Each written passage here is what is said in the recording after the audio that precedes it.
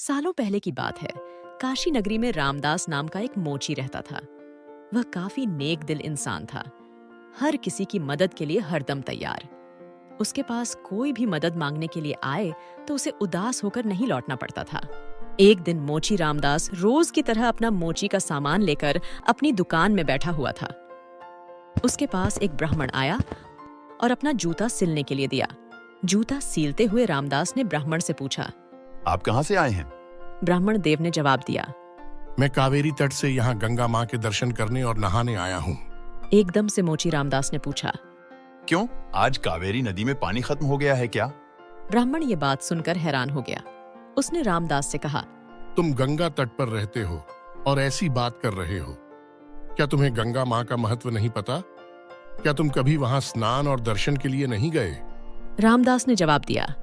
ना मुझे महत्व पता है और ना मैंने कभी वहाँ स्नान किया है। रामदास आगे कुछ बोलता कि उससे पहले ही ब्राह्मण देव ने कहना शुरू कर दिया, गंगा तट पर रहकर न गंगा की शक्ति का पता है और न कुछ और, तभी तो तुम्हारे भाग फूटे हुए हैं। उसके बाद ब्राह्मण ने रामदास को गंगा माँ की महिमा सुनाई। ब्राह्मण की बातें सुनने के बाद रामदास ने कहा, अपना मन साफ हो तो हर तट का पानी गंगा है। इतना कहने के बाद रामदास ने जल्दी से जूता सिला और ब्राह्मण से कहा, आपका जूता ठीक हो गया है। अब गंगा किनारे जाते हुए क्या आप मुझ पर एक एहसान करेंगे? ब्राह्मण देव ने कहा, जरूर, बताओ क्या करना है। रामदास ने अपने जेब से एक साबुत सुपारी का टुकड़ा निकाला और कहा, आप जब गंगा में स्नान करेंगे तब उन्हें यह साबुत सुपारी अर्पण कर देना। ब्राह्मण देव ने रामदास के हाथ से वह सुपारी ली और गंगा के किनारे जाने लगे। वहां स्नान करने के बाद ब्राह्मण देव ने हाथ में सुपारी लेकर गंगा माँ को पुकारते हुए कहा, माँ, ये रामदास ने आपके लिए भेजा है, इसे स्वीकार कीजिए। इतना कहकर ब्राह्मण देव ने उस साबुत सुपारी को गंगा में बहा दिया। थोड़ी ही देर में गंगा में एक हाथ बहते हुए आया और ब्राह्मण के पास रुक गया। उस हाथ में सोने का एक कंगन था। उसी समय एक आवाज आई, मेरी तरफ से यह कंगन रामदास को दे देना। गंगा माँ की तरफ से रामदास के लिए सोने का कंगन आता देख ब्राह्मण हैरान हो गया। दंग ब्राह्मण ने कंगन को हाथ में उठा लिया। कंगन हाथ में लेते ही ब्राह्मण के मन में लालच आ गया। उसने सोचा कि मैं यह कंगन रामदास को नहीं दूंगा। आखिर रामदास को पता ही कैसे चलेगा कि माँ गंगा ने उसे कंगन देने के लिए कहा है। इस सोच के साथ ब्राह्मण आगे बढ़ने लगा। कुछ दूर जाते ही उसके मन में हुआ कि अगर मैंने यह कंगन बेचा तो पूछताछ होगी और मुझ पर चोरी का इल्जाम लग सकता है। मैं सीधे यह कंगन राजा को देता हूँ, वो खुश हो जाएंगे और इनाम भी देंगे। इसी सोच के साथ ब्राह्मण सीधे राजमहल पहुंच गया। वहां पहुंचते ही राजा को प्रणाम करके उस ब्राह्मण ने उन्हें कंगन भेंट कर दिया। उस कंगन की चमक से राजा और वहां मौजूद दूसरे लोग दंग रह गए। राजा ने कहा, ब्राह्मण देव, यह कंगन देखकर तो लग रहा है मानो यह स्वर्गलोक का है। राजा ने वह कंगन अपनी पत्नी को दे दिया। पत्नी ने जैसे ही कंगन पहना वह खुश हो गई। तभी राजा ने ब्राह्मण से कहा, यह एक कंगन है, मुझे इसका दूसरा जोड़ा भी चाहिए। रानी दोनों हाथों में यह कंगन पहनेंगी तभी उनकी शोभा और बढ़ेगी।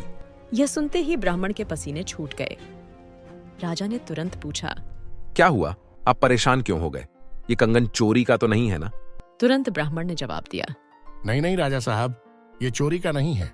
तब राजा बोले, ठीक है, आप आज शाम तक दूसरा कंगन लाकर मुझे दे दो, तभी मैं मानूंगा कि यह चोरी का नहीं है। जी राजा साहब, कहते हुए घबराया हुआ ब्राह्मण राजा के दरबार से निकल गया।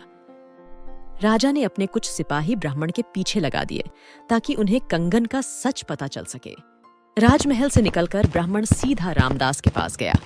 उसने गंगा माँ द्वारा दिए गए कंगन, उसके मन के लालच और राजा की फरमाइश सबके बारे में रामदास को बता दिया। उसके बाद रामदास से पूछने लगा कि दूसरा कंगन कैसे हासिल होगा।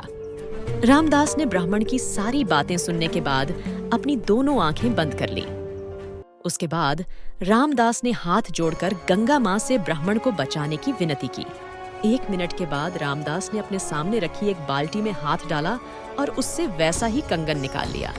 ब्राह्मण यह देखकर हैरान हो गया। उसका पीछा कर रहे राजा के सिपाही भी यह चमत्कार देखकर दंग हो गए। ये सब देखकर वो सीधे राजा के पास पहुंच गए और उन्हें सारी बातें बता दी। इधर ब्राह्मण भी रामदास को धन्यवाद कहकर कंगन लेकर राजमहल निकल गया।